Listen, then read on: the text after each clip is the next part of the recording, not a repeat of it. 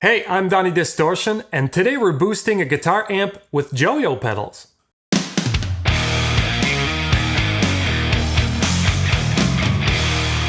Welcome to my channel, and thank you so much for watching. If you haven't done so, subscribe and get the bell on, and also give the video a thumbs up, it is always appreciated.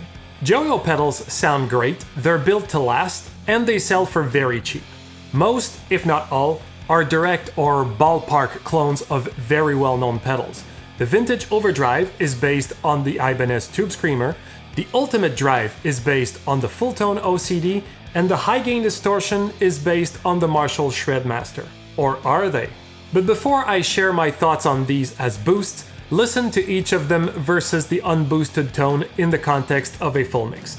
Pay attention, the changes between unboosted and boosted are quick. I'm playing my song Scattered with my Hagstrom Metropolis-C. Here we go.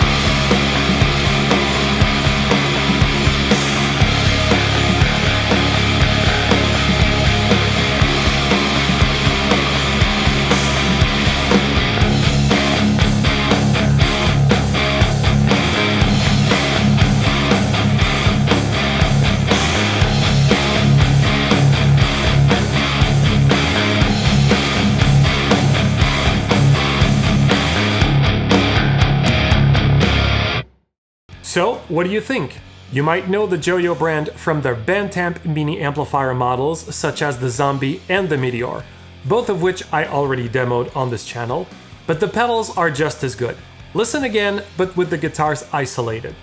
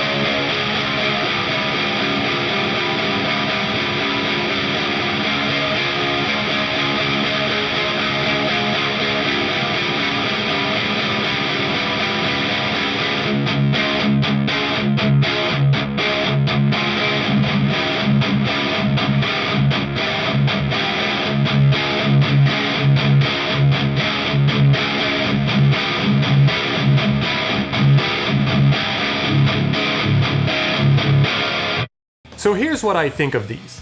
The vintage Overdrive is your standard green box overdrive pedal, and it works with pretty much everything. You can use it to tighten rhythm guitars or as a mid-boost for leads. People have been using this type of overdrive for decades for all these reasons. Now the Ultimate Drive is pretty interesting. It's supposed to be a clone of the full-tone OCD, but I watched several videos comparing both, and even if they have the same characteristics, the Ultimate Drive is a very different flavor. It has a lot more output than the vintage Overdrive, the tone has a much wider range, and definitely has more gain. If you watched my previous video on boosting with MXR pedals, I would consider the Ultimate Drive as a Distortion 3 on steroids. Works great as either a drive boost or standalone distortion unit. Oh, and one more thing. Of all the boost pedals I demoed, this one has the least amount of noise, so the addition of a noise gate might not be necessary on your pedal board. The high gain distortion is not just in its name, it is an actual distortion circuit, so its character comes through the amp tone. The gain control is the key element on this pedal. Leave it at minimum and the whole thing sounds flabby and beyond repair, no matter how you set the treble and mid. Bring the gain up to barely 9 o'clock and the pedal seems to magically open up to a sharp but satisfying drive boost. That's when the treble and mid controls really start to work in favor of your amp. Now I want you to let me know in the comments below which one was your favorite or how do you use the pedals in this video. Also be sure to check out my music at DonnieDistortion.bandcamp.com and I'll see you next time.